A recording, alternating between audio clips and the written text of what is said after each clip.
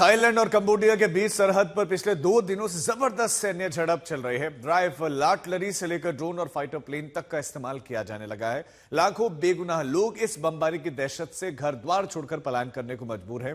ज्यादा कहर कंबोडिया झेल रहा है। कंबोडिया का आरोप है कि थाईलैंड ने अक्टूबर में किए गए सीज फायर के समझौते को तोड़कर फायरिंग शुरू की।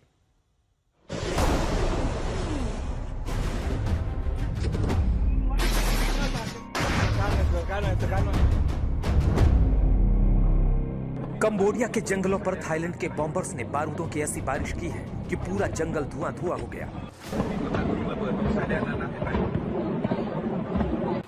थाईलैंड सेना के फाइटर गरजते हुए आते हैं और नीचे बहुमंजिला इमारत शोलों में तब्दील हो जाती है। कंबोडिया की सेना जमीनी हमले में थाईलैंड का मुकाबला कर रही है। कंबोडिया से ये रॉकेट थाईलैंड के सिसाकेत प्रांत में फू मखेउआ इलाके की ओर दागे जा रहे हैं। कंबोडियन सेना थाईलैंड का मुकाबला अपने 122 mm multi rocket launcher system से 23 सेकंड में 41 रॉकेट लॉन्च कर रही है।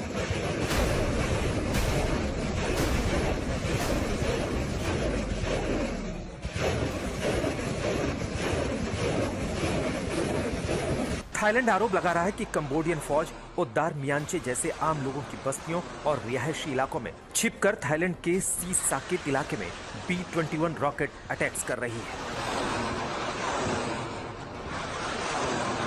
सैन्य क्षमता में कमतर होते हुए भी कंबोडियन फौज किसी भी तरह सरहद पर कमजोर नहीं दिखना चाहती।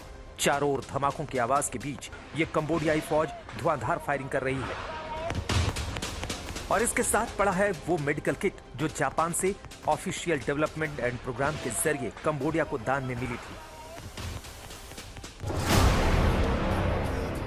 ये लड़ाई छोटे बंदूकों से ही नहीं आर्टिलरी फेस तक पहुंच चुकी है। ये तस्वीर रॉयल थाई आर्मी के main battle tank M63A3 TIFCS की है। इस टैंक में बैठे फौजी कंबोडियाई इलाके में एक साथ कई टारगेट को नेस्तनाबूद करते नजर आ रहे हैं।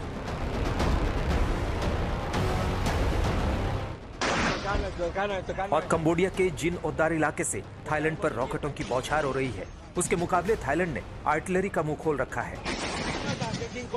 इन जमीनी जंग की तस्वीरों के अलावा आसमान से ड्रोन के जरिए बम ड्रॉपिंग की तस्वीरें भी सोशल मीडिया पर तैर रही हैं, जिसमें एक मकान पर बम गिराने के बाद कुछ ही देर में पूरा मकान काले धुएं के गुबार में घिरता नजर आ रहा है।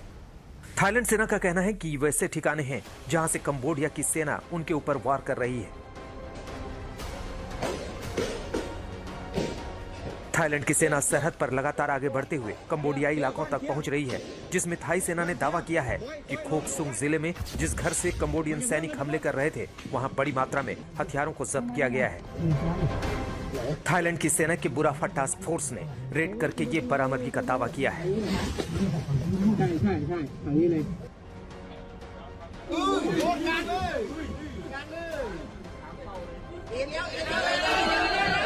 कंबोडियाई सरहद पर एक एक टारगेट को ध्वस्त करके थाईलैंड के फौजी जश्न मनाते भी नजर आ रहे हैं।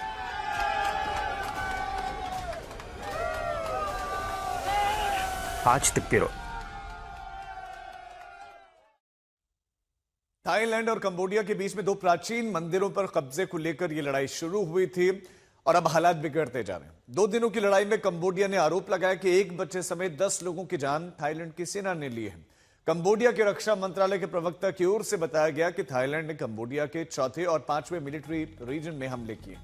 इसमें 10 दिसंबर को 4थे मिलिट्री रीजन में टैंक्स से गोलीबारी की गई और फाइटर प्लेन से बमबारी भी की गई। ऐसा कंबोडिया का दावा है कि थाई सेना ने माउंट 677 और ओफ का स्नेह माउंट 500, इसके साथ साथ प्री विवार मंदिर, तासिम और 5 मकारा पर बड़े हमले किए हैं, जबकि 11 दिसंबर को खनार मंदिर इलाके, थमार डॉन इलाके में आर्टिलरी फायरिंग की गई, जिसमें क्रोबी मंदिर पर हमला किया गया।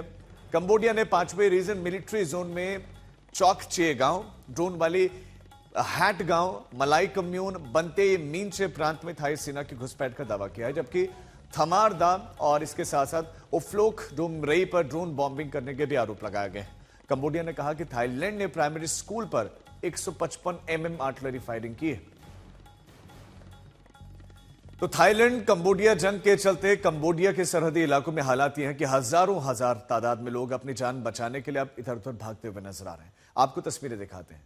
तस्वीरें सरहदी शहर समरोंग की हैं और उन तस्वीरों में दिख रहा है कि पूरे बाजार में सन्नाटा पसरा हुआ। ये देखिए तस्वीरें, सड़कें सूनी पड़ी हैं, दुकानें बंद हो चुकी हैं। इस बस्ती के लोग अपने घर का जरूरी साजो सामान समेटकर छोटे छोटे ट्रैक्टर ट्रॉली के जरिए भागते हुए नजर आ रहे हैं। थाईलैंड कंबोडिया की सरहद से 25 किलोमीटर दूर तक ये दहशत कुछ ऐसी है कि इन्हें अपनी जान का खतरा नजर आ रहा है। लोग वहां से निकल चुके हैं।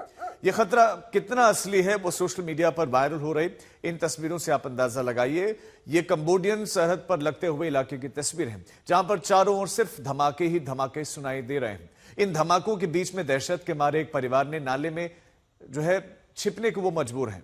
कब कोई रॉकेट, गोली या बम इन्हें अपनी चपेट में ले ले ये कहना मुश्किल है। और इसका सबसे बड़ा खामियाजा दोनों ही मुल्कों के सरहदी इलाकों पर रह रहे बच्चों को भी भुगतना पड़ रहा है, जिन्हें महफूज रखने के लिए उनके माता पिता बच्चों को कहीं भी छिपाने की कोशिशें कर रहे हैं। कंबोडिया ने आरोप लगाया कि थाईलैंड की ओर से किए जा रहे इन हमलों में जो 10 लोग मारे गए हैं, 60 लोग जख्मी भी हैं, उनमें एक बच्चे की भी मौत हुई है।